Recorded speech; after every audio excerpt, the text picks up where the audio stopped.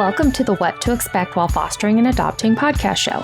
If you're a foster mom, on the journey to adoption, already adopted, or somewhere in the middle, trying to figure out how to navigate the foster care system, wanting to grow your family through adoption, trying to balance everything, or stuck in that space of all things unknown, you're in the right place. What if there was a way to fast track your knowledge, prepare you for the good and the hard, and somebody who could answer that long list of questions I know you have? Hi friend, I'm Christine Marie, biblical mindset coach, adoptive mom, and previous foster parent of 77 children. Yep, you heard that right, 77 kiddos. I'm your host, and my goal is to help make your journey a lot easier by sharing my best tools, techniques, and skills that helped me pivot from foster care to adoption, fully surrender, and trust the process. I'm about to bring some calm to the chaos and show you how to navigate through this journey with a whole lot of grace. So go grab your cup of coffee and let's jump in. I am so excited that you're here today. I am going to be talking to you about a topic called cans. So I'm not sure if you've heard of this before. If you are looking at becoming a foster parent or brand new in the foster care world, or maybe haven't had a cans done yet, this is probably completely new to you. If you've been in the foster parenting world for a while and you've had kiddos who have had cans, you're still going to benefit from hearing this information. So I think it was maybe 2009, 2010, the very first time that I had a kiddo that I was told about the cans, and I had never heard of it before. So this kiddo that we had gotten, she was super high needs, way higher needs than I felt qualified to take care of and help her with her behaviors and manage the behaviors in our home with our kiddos. And I remember what it was is I had told the caseworker this wasn't going to work. Like it just wasn't going to work safety wise, her needs wise. She had way more needs than I was qualified to help her with. And I remember the caseworker said, well, we can definitely get you a higher rate for her. I'm like, higher rate? What are you talking about? And she said, well, I'm sure she is a CANS level 3. And I didn't know what that meant. And I was interested to hear what that meant because I thought, well, maybe if we had, more money that was coming in to help provide care for her, then we might be able to do it. Ultimately, it was not a good fit because her needs were just too high. And you get to that point as a foster parent where it doesn't matter any amount of money that they're going to pay you to help care for a kiddo. It's just not a good fit, or you're not qualified to take care of this kiddo, right? But child welfare was in a tough situation. They really didn't have anybody else who could take this kiddo, right? Because her needs were that severe. So that was the first time that I had heard about CANS.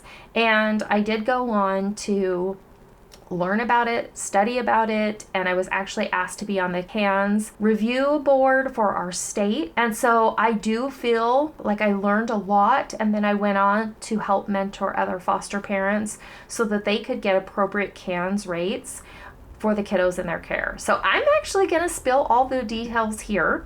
So even if you can't have that private one-on-one conversation with me, that I can help you make sure that you get the right CANS rate for the kiddo in your care, this will hopefully help you. So let's talk about what is CANS. So CANS is the Child and Adolescent Needs and Strengths Assessment. So there is a slightly different version of CANS that is done in almost every state in the United States do and provide a CANS assessment. And I don't know how many states it's required. We're going to talk about that though. We're going to talk about how you can advocate for them. We're just going to go through all of the CANS things. So the purpose of the CANS to help support decision making for the kiddo and their case, help support or establish a service plan, and then also to look at the level of care needed. Okay, so when a kiddo comes into foster care, every kiddo, based on their age, based on the state that you're in, has a different rate. Okay, so it's a different amount of money or a different stipend that you're going to get every single month to help provide care for this kiddo, which includes their food, their clothing,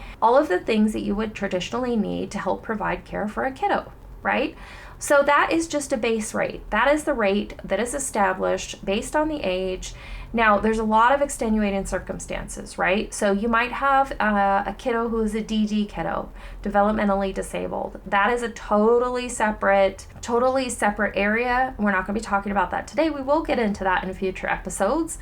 And then there's also medical needs, right? So then there's a medical evaluation and there's different rates for medical needs, okay? But today what we're going to talk about is the CANS. So the CANS is actually an assessment. They would have somebody come out to your home and ask a whole bunch of questions. And these are about, all the questions are about the kiddo, right? Some of the things might be behavioral, emotional needs. It might be life functioning. Life functioning is how do they do in decision making and school behavior, sleep. It also is going to ask you about risk behaviors. It also talks about cultural factors and their strengths. It also talks about your caregiver resources and needs to care for this child, right? So there's a lot of different things that it talks about. Also, any emotional, physical abuse that they've been through or been exposed to. It's also going to ask you about childhood experiences, right? Were they born underweight? Were they born early? Did they get the proper medical treatment in utero? Were they exposed to drugs and alcohol? Were they exposed to domestic violence? A lot of things about just their general strengths and hurdles, right? As a kiddo. So these are given, in my experience, when I asked for them because a child had a higher level of need, okay? In my opinion, I'm going to share this with you because you're here, is who should have a CANS assessment for their foster child? Every single foster child, in my opinion, should have a CANS assessment within 30 days of being placed in a foster placement. If this is their 5th foster placement, I believe they need a new CANS assessment. A child's need changes, and the CANS assessment is looking at the behaviors within the most recent 30 days. What is the benefit of CANS? Well, the CANS really is there to give you a full big picture of the kiddo that is entering your home or who is currently in your home. It helps you see what their strengths are, what their needs are, and look at them with the whole picture from birth to where they are right now. Now, the reason for this is it gives you a pulse point, a pressure point of where this child is right now and what their supports needed are. It also shows you what their community looks like, right? What they've been around. And why is that important? Because that makes up the kiddo, right? It's also super good information to have documented, okay? So when you're looking at the CANS rate, I had answered, it's really interesting because typically when they would come over, and we've taken a lot of kiddos, like I said before, we had 77 foster kiddos. I would say probably more than half of those kiddos ended up needing a CANS evaluation, many of them multiple times. And that's part of the reason that I was appointed to the CANS redesign committee for our state, because it needed some changes. There were some things that were a little bit outdated, and there were just some adjustments that needed to be made. So when I had originally, the very first time somebody had come over and given a CANS evaluation for a kiddo in my home, that kiddo was right there as I was answering the questions with the evaluator. What I'm going to encourage you to do is, of course, the evaluator always needs to meet the kiddo, right? They can have a conversation with the kiddo if they want. There's some of those questions that might be appropriate for the kiddo to be there for, but I feel very strongly, no matter what age the child is, even if they're a teenager, it can be really hard to have this information shared in front of them, even if they already know it. And it's not going to benefit them, right? So I always look at, does it benefit them to be in the room listening to this information being shared? If there's no benefit, then there's no need. So a lot of times after those first few, when I realized this is probably more unhelpful for the child to hear this information than it is helpful and beneficial for them. So I would have them, tell them somebody was coming over. I wanted them to meet them, and they could share a little bit of information, whatever they wanted to share with them. And then I would say, if you want to go play in your room, or I would have somebody over at my house, like a babysitter at different times. We had a lot of kiddos in our home. At different times, we would even have nannies. We'll talk about nannies another time. But, I would have the nanny go take them out or go play in the backyard or do something different with them so that they weren't listening to all of this, because it can be triggering. It can be hard, especially kiddos with trauma. And these questions can get really detailed. They're scored on a 0, 1, 2, or 3. So there's 4 choices that you're going to make on what level this child is. Now, I've had people, evaluators, come over and they went through every single question with me, one by one. I've had other people who came over and interviewed the child, and then they went through and did these. Now, I preferred, once I understood CANS better, that I went through one by one question with them. But I want you to think of this when you are doing a CANS evaluation with a facilitator. I want you to really think about the child, if the child was there without your assistance. Because some of the questions are, can they dress themselves? Well, can they do that on their own? Do they need some assistance? How would they be without your support? I want you to think of the CANS evaluation without your optimistic, positive foster parent hat on. I don't want you to be negative, right? But I want you to look at this with a very objective, take all the emotions out of it, okay? And I want you to think of, where would this child be in this area? So for instance, the most significant questions that are going to give you a CANS rate of a 2 or a 3 on a child, you can have needs of 2 and 3 in conduct, anger issues, adjustment to trauma. You could have all 3s and never score a 3 on a CANS because this child didn't include any of the risk behaviors. So it differs state to state, but usually it's about 4 to 6 questions that really are going to signal that this child requires a level 3 CANS. And I'm going to talk to you about those things today. I am pulling the veil back. So the first one is suicide risk. If this child is at risk of suicide and you score them as a 3, this is dangerous, immediate, you are constantly needing to keep an eye on them, then this is something that this is a level 3 kiddo. Like I said, let me say this now. I am not guaranteeing anything, but I am saying based on my own experience. If this child struggles with sexualized behaviors, they are a danger to the other children around them, or they need one-on-one, 100% of the time, constant supervision, then that is probably a level 3 kiddo again. Okay, there's several other questions that, depending on your state, but they're under the risk behaviors.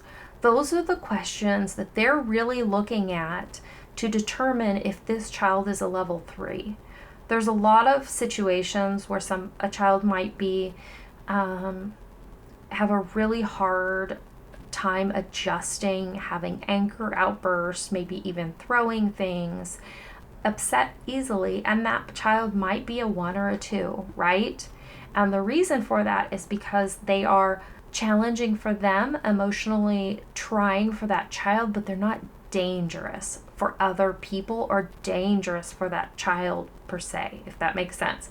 And let me share why. I want you to look at the CANS. Yes, it is a needs and strengths assessment, but it is also, and I hope this is okay that I'm saying it, just being really honest, this is a liability questionnaire for the state. The state is assessing the liability of the child in your home with this assessment. So the state is going to pay you more to provide a higher level of care for a child with a higher liability.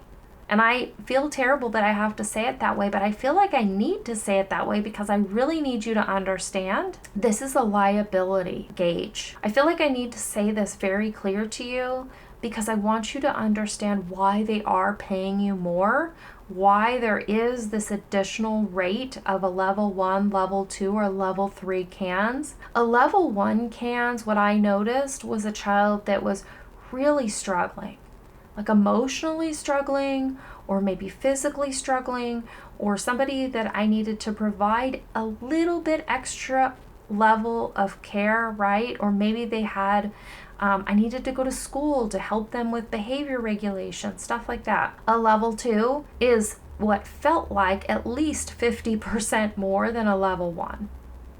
A level 3 was all eyes on deck, all the time, one-to-one care.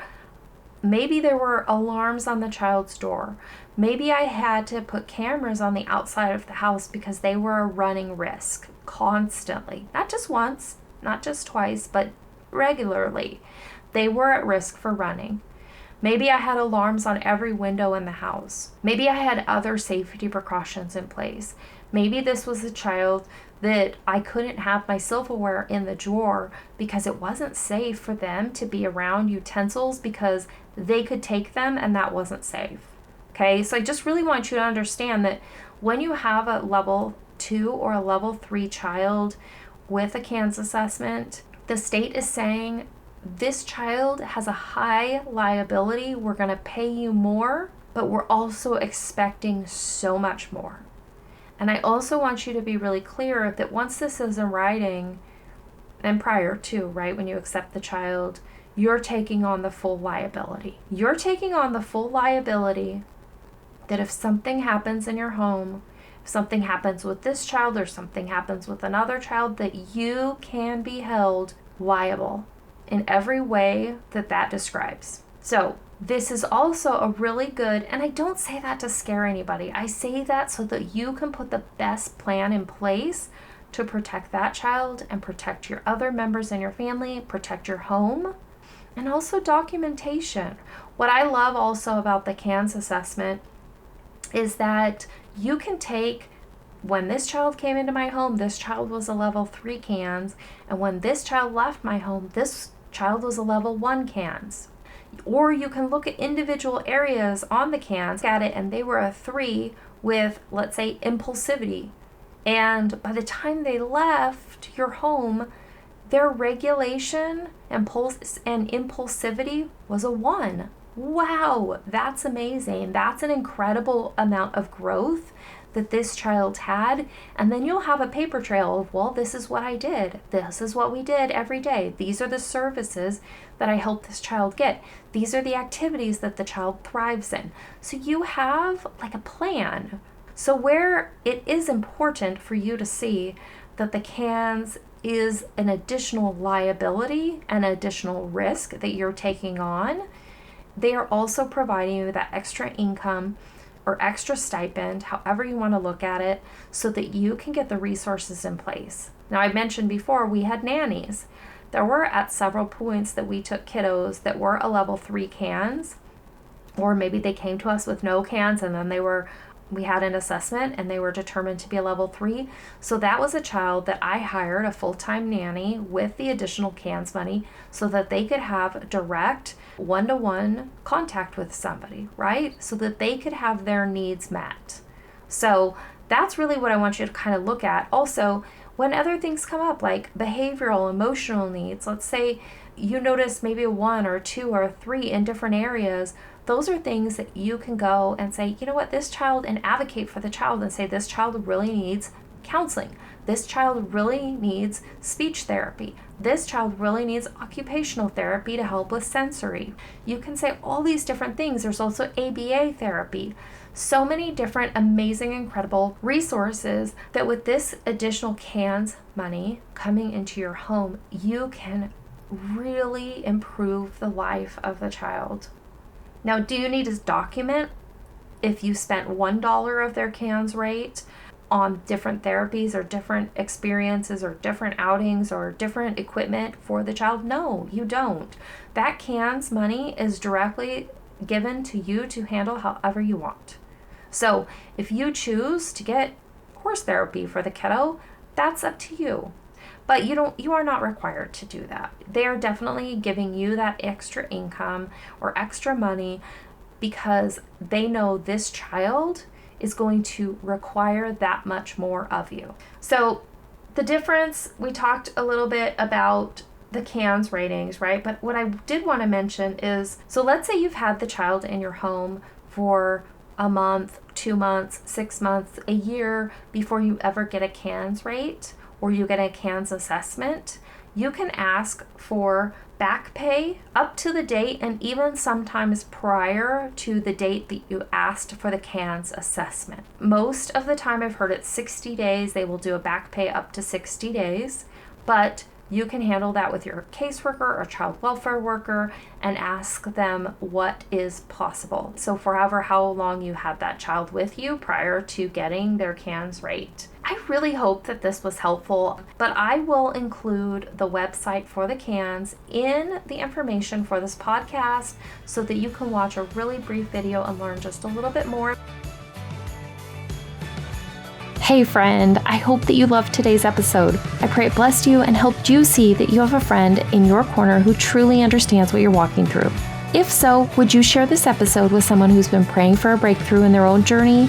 It would also bless me big time and help others to find this podcast if you would leave a review on Apple Podcasts. You can also submit your questions, topics that you would like covered, and find a community of like-minded mamas in my private Facebook group by searching What to Expect While Fostering and Adopting on Facebook. See you next time.